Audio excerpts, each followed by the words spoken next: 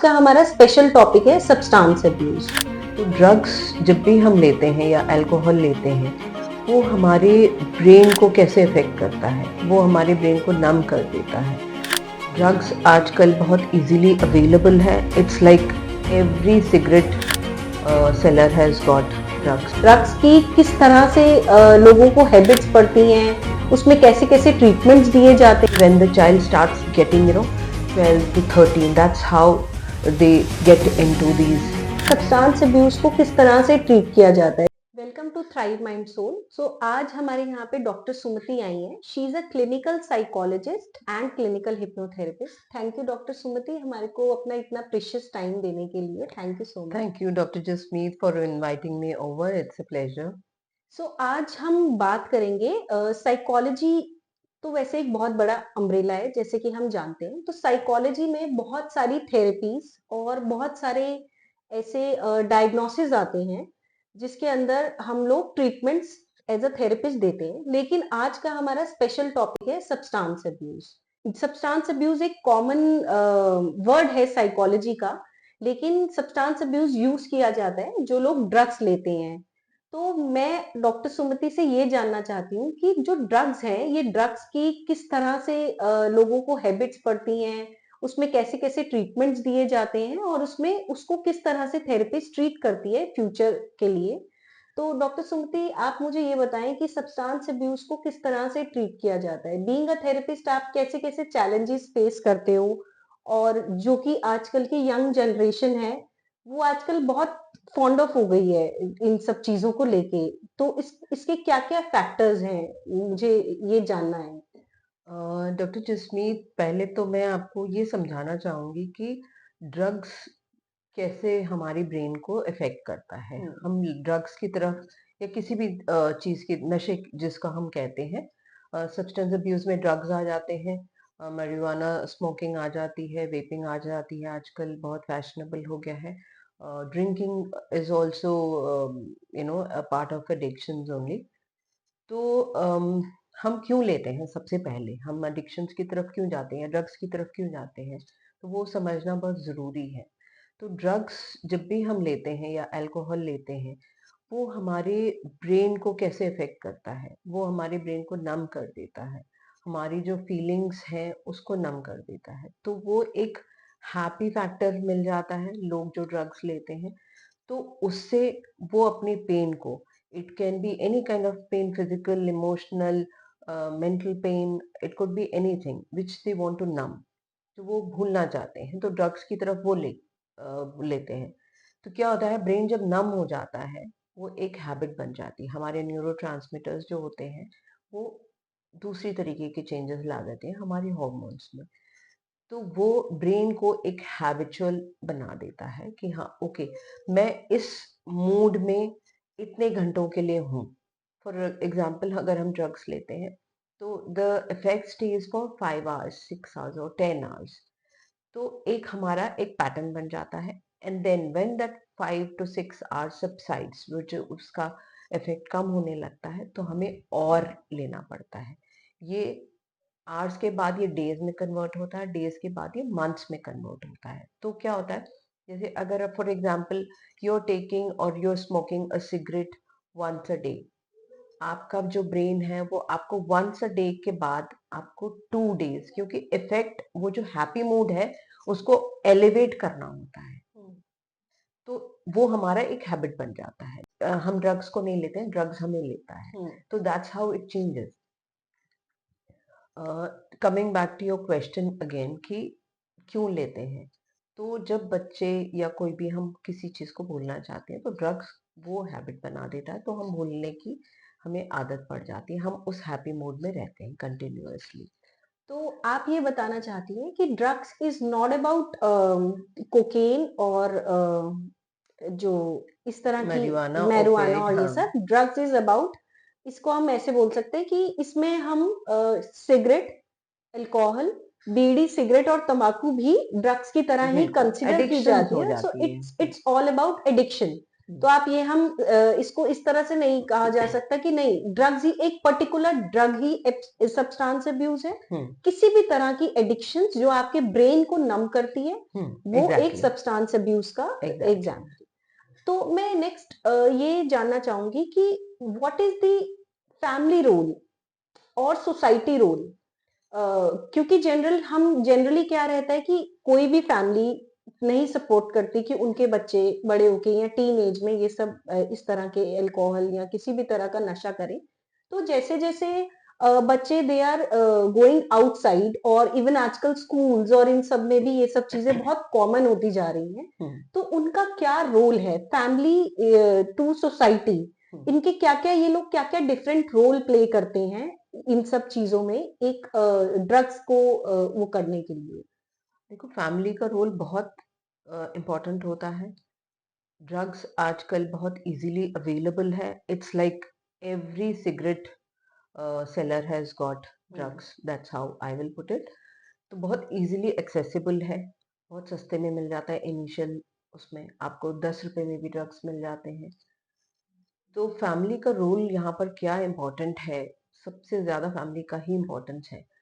आप बच्चों पे एक, मैं ये नहीं कहूंगी कंट्रोल करिए, बट आप उनकी लाइफ में इंटरेस्ट दिखाइए। Spend time with the children. उनके फ्रेंड्स कौन है, फ्रेंड्स के फैमिलीज कैसी हैं, so that all is very very important. जब हम बच्चों, specially when the child starts getting 12 to 13, that's how they get into these friends making, going out very often. So बच्चे क्या कर रहे हैं, हमारे कैसे फ्रेंड्स के साथ, स्कूल में क्या हो रहा है। तो आप बच्चों की लाइफ में इंटरेस्ट दिखाइए, स्पेंड टाइम। तो बच्चों को मोटिवेट करिए कि वो आपसे बात करें। बच्चे आजकल इंट्रोवर्ट भी हैं, एक्सट्रोवर्ट भी हैं, बट आप कैसा कम्युनिकेशन रख रहे हैं बच्चों के साथ में? Open communication about everything, be it friends, be it food, और even sex. I think the parents should speak to the child very often about these things. और पीयर प्रेशर, जब आप ओपनली कम्युनिकेट कर रहे हैं तो बच्चे आपसे शेयर करेंगे ही करेंगे। जहाँ बच्चे शेयर करना बंद करते हैं, अपने बारे में नहीं बता रहे हैं, तो आपको वो रेड फ्लैग्स नजर आने चाहिए कि हाँ, ओके, बच्चा बहुत क्वाइट हो रहा है, खाना क्यों नहीं खा रहा है, एक्सेसिव स्लीपिंग क्यों हो रही है। तो आप बच्चों को नोटिस करेंगे। पेरेंट्स के पास कहाँ टाइम है आजकल नोटिस करने के लिए कि क्या बच्चा कर रहा है। अगर बच्चा 1 घंटा आपका रूम में बंद है, वो नहीं बात कर रहा है, या फोन पे लगा हुआ है, या वीडियो पे है, तो it's not about intruding their privacy, but at the same time आपको पता होना चाहिए कि बच्चा क्या कर रहा है कमरे में, किसके साथ बाहर जा रहा है, कहाँ गए थे। तो वो एक ओपन कम्युनिकेशन के साथ बहुत सारी चीजें पता चल सकती हैं। क्योंकि बच्चों को ये भी लगता है ना कि हम हेलीकॉप्टर पेरेंटिंग कर रहे हैं, तो वर्ड्स भी बच्चे आजकल ऐसे ही यूज करते हैं कि आप बहुत ज्यादा मेरे पर प्रेशर डाल रहे हो, ऐसे कर रहे हो, वैसे कर रहे हो। तो वो सब चीजें बच्चों को बैठ के आप समझाइए, क्योंकि अगर आपका फैमिली टाइम है तो बच्चे ये सब चीजें समझते हैं। तो जब आपको पहले ही पता चल जाता है कि बच्चों की लाइफ में क्या चल रहा है, तो वो ड्रग्स तक जाएंगे ही नहीं, आपसे जरूर शेयर करेंगे। पीयर प्रेशर क्यों बनता है कि अगर 4 लड़के वेपिंग कर रहे हैं या ड्रग्स ले रहे हैं, तो वो कहते हैं आ जाओ, यू ट्राई करो ये। तो वो बच्चों को, they should learn to say no, and where would they learn to say no? That's from the family. The society comes later on. तो बेसिकली आप इसमें ये कहना चाहते हैं कि एक बेसिक नॉलेज जो टीन एज में जाके बच्चों को देना बहुत इंपॉर्टेंट हो गया है, यस, वो जरूर। Absolutely. But now these days I have seen so many parents कि उनको एक हेजिटेशन होती है, they want to be a modern parent but they don't actually. तो उसके अंदर मेरा तो सजेशन यही रहता है कि आपको किसी भी थेरेपिस्ट या किसी भी स्कूल्स में भी इस टाइप की एजुकेशन आजकल लोग कंसिडर करने लग गए हैं। और बहुत सारे पेरेंट्स भी हैं ऐसे जो कंसिडर करते हैं कि better we should go to the therapist और साइकोलॉजिस्ट, कि जो उनको एक सेक्सुअल और एक इस तरह के जो ड्रग एडिक्टिव नॉलेज होती हैं वो उन्हें प्रॉपर दे सकें। तो मेरा एक क्वेश्चन ये भी है कि जैसे कि जो हम साइकोलॉजिकल टूल्स हैं, वो हम क्या साइकोलॉजिकल टूल्स इसमें यूज कर सकते हैं बच्चों को इन सब के लिए प्रिपेयर करने के लिए? बिकॉज अभी क्या हो गया कि बहुत टाइम हैज बीन चेंज्ड। तो जनरली क्या रह रहा है कि सब लोगों के एक एक बच्चे हैं, तो इवन हमारे पेरेंटिंग के टाइम पे, तो हमारे पेरेंट्स ने कभी भी हम पे ऐसा प्रेशर नहीं डाला था कि जो वो बनना चाहते थे, वो कहते थे कि तुम बनो। लेकिन अब वक्त बदल गया है। अब बिल्कुल। क्या होता है कि अगर आज कोई फादर कहता है कि मैं किसी भी रीजन की वजह से आर्मी ज्वाइन नहीं कर पाया, तो मेरा बच्चा ज्वाइन करेगा। हम्म। ठीक है। और मैंने ऐसे भी देखे हैं बहुत सारे पेरेंट्स, बहुत बहुत दूर जाने की जरूरत नहीं है, even in my relatives also, कि उनके बच्चों की परफॉर्मेंस बहुत अच्छी थी 8 हम्म। 9 10th में, लेकिन जैसे जैसे वो 12th की ओर जा रहे हैं तो वो इतना प्रेशर हो रहा है कि नहीं, हम्म। आपको एक अच्छे स्कूल में जाना है, कंपैरिजंस आ जाते हैं। Because what I believe that everybody, every child has their own strength and own capabilities. Hmm. तो हम we can't compare that capabilities और स्ट्रेंथ कि नहीं, अगर मेरा वो मेरे सिस्टर का या मेरे ब्रदर का बेटा हम्म। आईआईटी पास आउट है, तो तुम्हें भी बेटा आईआईटी जाना हम्म। है। तो उनकी परफॉर्मेंस कम होती जा रही है, हम्म। तो वो उन्हें सोशल बिल्कुल बच्चों को ले जाना बंद कर देते हैं और बिल्कुल उस मोड में आ जाते हैं। तो बच्चे ये सब प्रेशर्स भी बहुत लेने लग जाते हैं, उन्हें लगता हम्म। है कि what our parents want from us वो हम नहीं कर पा रहे हैं। हम्म। तो इसमें साइकोलॉजिकल टूल्स और साइकोलॉजिकल किस तरह की थेरेपीज यूज की जा सकती हैं, जो मैं ये, इट्स नॉट अबाउट ओनली कि थेरेपिस्ट यूज करें। आप हमारे पेरेंट्स को बताएं कि वो किस तरह की थेरेपी यूज कर सकते हैं, अपने एक बेसिक थेरेपी हम्म। जो वो अपने बच्चों के साथ यूज करें, और उनमें थोड़े चेंजेस आए और वो इन सब चीजों से थोड़ा अवेयरनेस और ज्यादा हमारे समाज को मिले। हम्म। देखो, जैसे मैंने कहा फैमिली का बहुत इम्पोर्टेंट रोल है। तो आप एक अपना फैमिली एनवायरनमेंट क्रिएट करें, फैमिली वैल्यूज बच्चों को दें। फैमिली वैल्यूज, आजकल मेरे पास जो बच्चे आते हैं, जब मैं उनसे पूछती हूँ आपका फैमिली वैल्यूज क्या है, तो बच्चों को पता नहीं होता है कि हम्म। फैमिली वैल्यूज क्या होते हैं। तो फैमिली टाइम क्या होता है। You have to create those rituals जो हम, जैसे हम हर फेस्टिवल को मनाते हैं, तो आप अपनी फैमिली को मनाइए, आप अपने बच्चों को सेलिब्रेट करिए। इट्स नॉट अबाउट बच्चे आपके आपका ड्रीम बोर्ड नहीं है। Hmm. We have to realize that, let the child do whatever they want to do. अगर आपको लग रहा है आप बहुत ज्यादा प्रेशर क्रिएट कर रहे हैं बच्चों की लाइफ में, तो जब कम्युनिकेशन होती है, बच्चों को बोलने दीजिए बच्चा क्या चाहता है वो जानिए पहले। तो जब बच्चा क्या चाहता है वो बोलेगा, तो एक बैलेंस क्रिएट करिए। मैं ये नहीं कह रही हूँ कि बच्चा कह रहा है कि नहीं नहीं, मैं तो ड्राइवर बनूंगा या मैं पेंटर बनूंगा, तो you have to make them understand कि okay, you want to become this, तो आपके ये प्रोज एंड कॉन्स हैं, हम ये चाहते हैं आपको बनना। तो आप इसमें थोड़ा सा इंटरेस्ट दिखा लीजिए, या आप try it out. For example बच्चे बहुत सारे सब्जेक्ट्स भी लेना चाहते हैं। If they want to go in for social sciences or social communication, so the parents say कि no, you take science, you take maths, so definitely the bacha will get into pressure. Hmm. To understand what's the child's capabilities and capacity to do a science or a maths, it's better not to do and fail. It's better what the child is wanting to do, let's learn that first. तो आप उसको ये मत करिए, pressure मत डालिए। But हाँ, in the same time बच्चा क्या आगे क्या फ्यूचर है, तो उसके साथ एवेन्यूज सर्च करिए। आजकल तो बहुत सारे एवेन्यूज हैं, there so many combination of subjects also, hmm. जो बच्चों को आप प्रेशर में नहीं डालता है। तो आप उसको चॉइसेस दीजिए, इंस्टेड ऑफ सेइंग कि you do this, give the child choices. Given 2 choices और 3 चॉइसेस, बच्चा हमेशा कुछ ना कुछ तो चूज करेगा ही। एंड देन आप एक बात मनवाइए, एक बात अपनी उसको दीजिए कि हाँ ठीक है, you try this out, तो बच्चा definitely will understand. And then again the same, family communication and child communication is very very important in this, where there is open communication। बच्चों को आप बोलने दीजिए, बच्चों को ओपन रखिए। बच्चा अगर बाहर भी जा रहा है and he is done something, तो उसको सपोर्ट करिए, उसको ट्राई एंड अंडरस्टैंड कि क्यों करा उसने, कोई बात नहीं, he is trying it out. So it's all about mutual consent, कि आप यस। एक म्यूचुअल अंडरस्टैंडिंग क्रिएट कीजिए और एक म्यूचुअल रिस्पेक्ट के साथ बच्चे, पेरेंट्स और बच्चों में एक म्यूचुअल रिस्पेक्ट होनी बहुत जरूरी है। बिल्कुल। आप यही इस बच्चे बोलना भी चाहते हैं, कई बार पेरेंट्स सुनना नहीं चाहते हम्म। हैं, या बोल भी रहा है तो बच्चे पेरेंट्स को नहीं समझ में आती कि क्यों बोल रहा है वो। Hmm. There is a gap hmm. Between understanding and knowing what the child is wanting to say. Hmm. तो give that time to the child to come and let him speak to you openly. जब तक आप वो fear नहीं निकालेंगे, बच्चे नहीं आएंगे ना। बच्चों को लगता है पेरेंट्स से हम शेयर करेंगे कोई बात, तो पेरेंट्स तो हमारी बात लगा देंगे, तो हमें ग्राउंडिंग कर देंगे, नहीं आपने बाहर नहीं जाना, उस दोस्त से नहीं मिलना, इतने बजे नहीं जाना।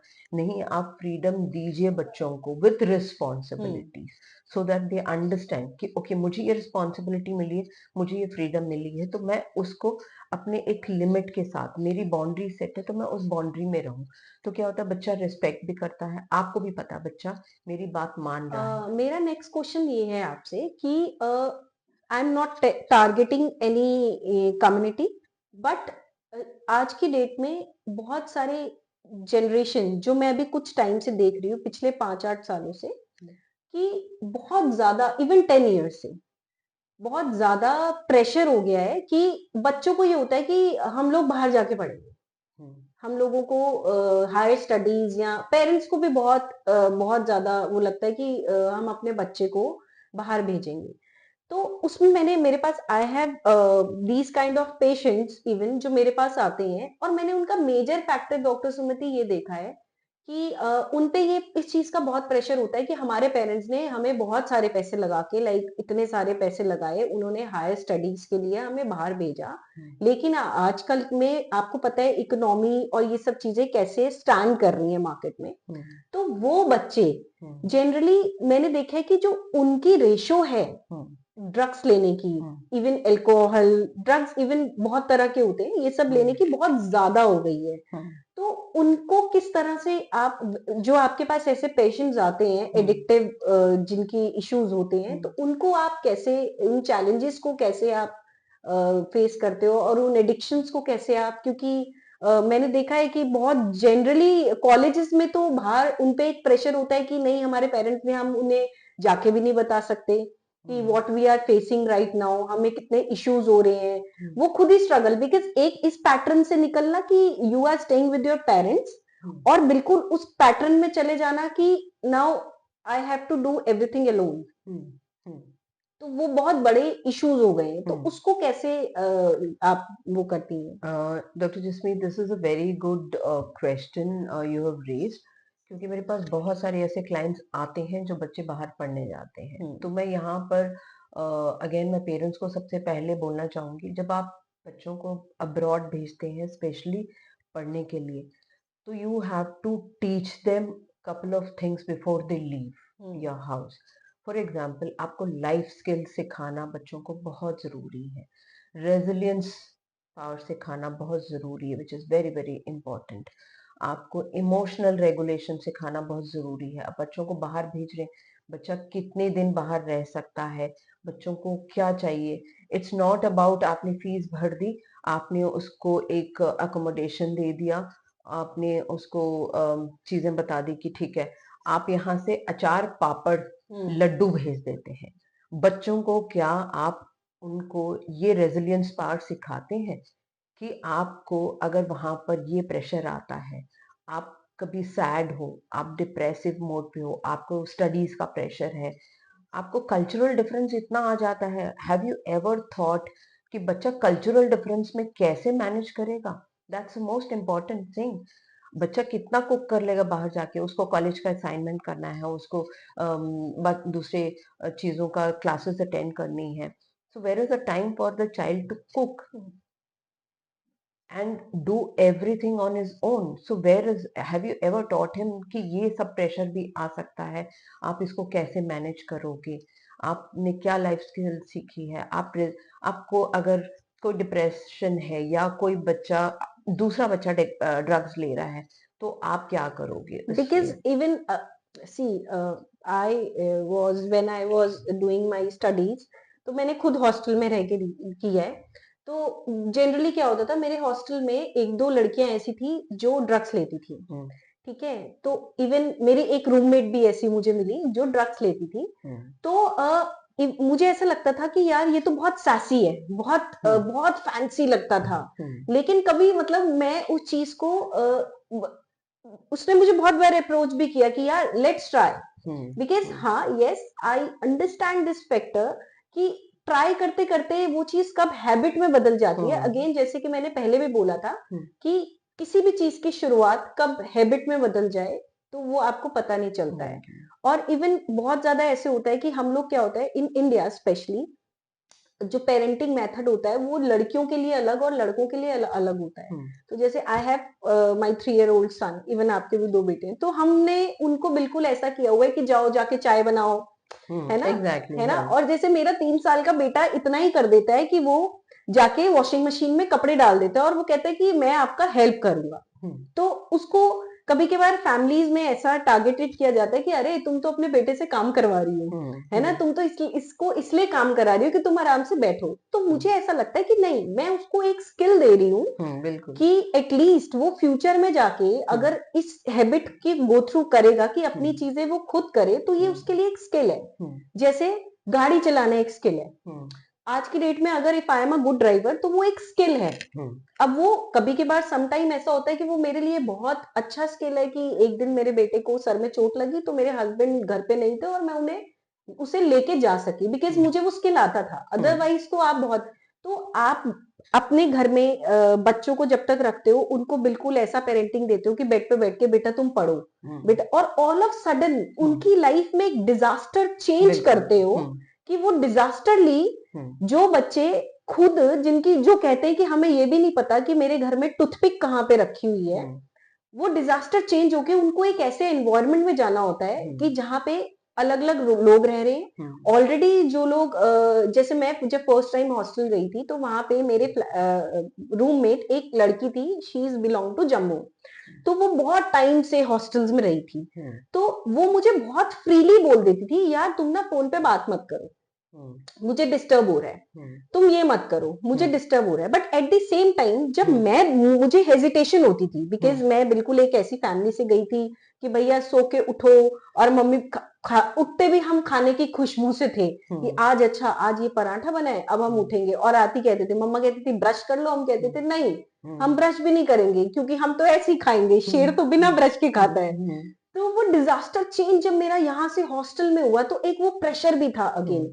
फिर वो प्रेशर मेरा चेंज हुआ धीरे धीरे इसमें कि नहीं, मुझे यार अपनी स्टडीज खत्म करनी है, आई एम स्टेइंग। तो बहुत सारी चीजें ऐसी होती थी कि जो मुझे लगता था कि नहीं, मुझे अपने पेरेंट्स को नहीं बतानी, अदरवाइज वो डिस्टर्ब हो जाएंगे कि अरे हमारा बच्चा बाहर रह रहा है, वो कैसे मैनेज करेगा, कैसे करेगा। तो मैं, हम एक स्टेट में रहते हुए इतना लगता था। तो मुझे लगता है कि जो बच्चे बिल्कुल ही उनकी लाइफ वाइसा वर्सा हो जाती है, बिल्कुल ही सिक्के का दूसरा पहलू की तरह, कि वो सीधा इंडिया से अब्रॉड पहुंच गए, जहां पे उन ऑलरेडी वो लोग बच्चे आसपास स्ट्रगल कर रहे हैं और वो सब है, तो वो एडिक्शंस में हाँ ज्यादा जाते हैं। बिल्कुल, क्योंकि ये लाइफ ट्रांसफॉर्मेशन होता है, हम्म तो जो बच्चों के लिए बहुत डिफिकल्टी होती है। जितने भी केसेस मेरे पास एडिक्शंस के आए हैं, वो सारे ही the main reason have been life transformations, जहां उनको घर से निकल के बाहर जाना पड़ता है। They are doing everything on their own, the cultural differences, the food differences, the food, all the work which they have to do, सारा काम उनको खुद करना पड़ता है। तो वो बहुत एक ट्रांसफॉर्मेशन हो जाता है। और इसमें ये भी होता है कि low self esteem also plays a big role, जहां आपको एक सेल्फ डाउट आ जाता है बच्चे में कि मैं ये कर पाऊंगा या कर पाऊंगी। वो एक सेल्फ डाउट आ जाता है, तो बच्चे, the child get sucked into that. तो बहुत सारे केसेस मेरे पास, मैं आपसे शेयर करना चाहूंगी। मैं यूनिवर्सिटी का नाम नहीं लूंगी, इट्स इन यूएस। तो वहां की एक बच्ची मेरे पास आई थी जो दिल्ली से ही गई थी। तो उसका मेजर इश्यू यही था कि she was not able to adjust with her roommates, क्योंकि वो बाहर के थे। कॉलेजेस में ऑलरेडी सारे फॉरेन बच्चे थे, तो बहुत सारा कल्चर एक मिक्स हो गया था। And where, from the background where she went, this was her first trip. वो कभी अब्रॉड गई ही नहीं, कभी ट्रैवल किया ही नहीं। तो क्या हो गया, उसको प्रेशर बहुत था पढ़ाई का, उसका असाइनमेंट का, कॉलेजेस का। तो वो असाइनमेंट में बहुत ध्यान देती थी। उसने धीरे धीरे खाना कम किया। वो खाना एक दिन एक मील मिस करने से लेके एक दिन का मील मिस किया उसने। फिर there were days when she missed her meals for 3 days, and then she missed her meals for week. And that's where, जब वो उसने पूरा वीक अपना मील मिस करके वो अपने कॉलेज का ही काम करती रही, she went into a eating disorder and depression में चली गई थी। And her parents and she herself approached me. So हम लोगों ने ऑनलाइन ट्रीट किया। मेरी फैमिली थेरेपी भी हुई, उनके उसके पेरेंट्स के साथ में बच्चे का भी मैंने ऑनलाइन उसका थेरेपी किया। तो she was treated and she is much much better now. तो क्या होता है कि उनको लाइफ स्किल सिखाना कि okay, this is what you are supposed to do when these kind of things happen. This is how you regulate your emotion, this is how you handle situation. Coping skills क्या होते हैं वो बच्चों को सिखाना बहुत ज़रूरी है। लाइफ इज नॉट अबाउट कि हाँ ठीक है, every day is same, every day is happy day. No, it's not like that. So you prepare the child accordingly कि नहीं, हर दिन अच्छा नहीं होता है। अगर ये हुआ, बुरा दिन निकला, प्रोफेसर ने डांटा, आप नहीं खाना खा पा रहे हो, या आपको परफॉर्मेंस प्रेशर जब आ जाता है, तो कोई बात नहीं, आप उसको हैंडल करना सीखो, परफॉर्मेंस करो and handle this also in this way. तो जब बच्चा वो सीखता है तो ऑफ कोर्स ही नोज कि उसके पास ये स्किल है, क्योंकि हम लोग मास्टर्स नहीं है सब चीजों में, तो सीखना पड़ता है। पेरेंट्स को भी सिखाया, तो it was a good this thing recovery for her. जैसे कि मेरा एक और नेक्स्ट क्वेश्चन है कि जिस तरह से हमारी जो ड्रग एडिक्शंस होती हैं, जैसे-जैसे वो बढ़ती चली जाती हैं ड्रग एडिक्शंस, उसी समय जनरली क्या होता है कि हम इवन बहुत ज़्यादा हमें बॉलीवुड भी इस तरह से पोर्ट्रे करता है और बहुत ज़्यादा हमने एडिक्शन सेंटर्स देखे हैं और इस तरह की सेंटर्स देखे हैं, जहाँ पे वो लोग प्रोस्टिट्यूशन की ओर जो लड़कियाँ हैं, प्रोस्टिट्यूशन की ओर because they are coming from very good family but some time उसकी अफोर्डेबिलिटी नहीं हो पाती। तो वो क्रिमिनल एक्ट्स में भी जाने लग जाते हैं। तो उसमें आप क्या थेरेपीज देते हो? और उसमें yes recovery centre is a major factor कि ठीक है आप लोग किसी भी एडिक्शन सेंटर्स में पेरेंट्स भेजते हैं और वो सब है और वो अगेन उस चीज में दोबारा से पड़ जाते हैं। तो ये फैक्टर्स पे हम कैसे इसको एड्रेस करते हैं? ओके, देखो, सब्सटेंस अब्यूज और ड्रग्स एडिक्शंस में मेडिकल ट्रीटमेंट ये होता है कि हाँ, आप साइकियाट्रिस्ट के पास जाके आप मेडिसिन लेते हैं, but there is no cure for drugs. Drugs कैसे आप होगा, वो आपको साइकोलॉजिकल काउंसलिंग ही चाहिए होती है कि क्यों कर रहे हैं, मोटिव क्या है, आप क्या अचीव करना चाहते हैं। जो ड्रग से आपको मिल रहा है, क्या वो आप बिना ड्रग्स के कर सकते हैं। जैसे हम डोपामाइन है, हमारा सेरोटोनिन है, वो नेचुरली प्रोड्यूस करा जा सकता है, बट कैसे करेंगे। तो वो सब चीजें बहुत जरूरी है। हम कॉग्निटिव बिहेवियर थेरेपी करते हैं, जिसको हम सीबीटी कहते हैं, क्लाइंट सेंटर्ड थेरेपी करते हैं, which is very very important. तो काउंसलिंग ही आपको काम आता है। आपको रिलैप्स होना है, बट हाँ, जब इट बिकम्स अ रियल, आप बहुत एडिक्ट हो चुके हो, तब आपको रिहैबिलिटेशन सेंटर में एडमिशंस भी लेनी पड़ती है, जहाँ आपका ट्रीटमेंट होगा एंड काउंसलिंग भी साथ साथ चलती है। क्योंकि आप किसी भी ड्रग से आप विड्रॉल एकदम से करते हैं या एकदम से स्टॉप करते हैं, तो बॉडी उसके अकॉर्डिंगली आपको इफेक्ट करता है। विड्रॉल सिम्टम्स जिसको हम बोलते हैं, तो द पेशेंट और the client is not able to handle. So that's when we say कि नहीं, hospitalisation is very very important. उसके साथ आपका काउंसलिंग का भी चलता रहेगा, so that it helps you in long term to teach you coping skills and emotions. आपका लो सेल्फ एस्टीम है तो क्यों है, कैसे है, फैमिली से आ रहा है, चाइल्डहुड ट्रॉमा है, तो that all those things have to be addressed, so that जो आपका कोर इश्यू है वो आप उस पे डील करें। हिप्नोथेरेपी किस तरह से सब्सटेंस अब्यूज को ट्रीट करती है और किस तरह से हम हिप्नोथेरेपी की हेल्प ले सकते हैं इसको ट्रीट करने के लिए? ओके, सो जब हम काउंसलिंग करते हैं या हम सीबीटी यूज करते हैं, तो हिप्नोथेरेपी क्या होता है, वो फास्ट फॉरवर्ड कर देता है। We are able to deal with a client subconscious mind. जो चीज हम बोलते हैं, जो हम उनको समझाते हैं कि आप अपने थॉट्स को चेंज करो, अपने बिहेवियर को चेंज करो, so that hypnotherapy helps a little forward going into their subconscious mind.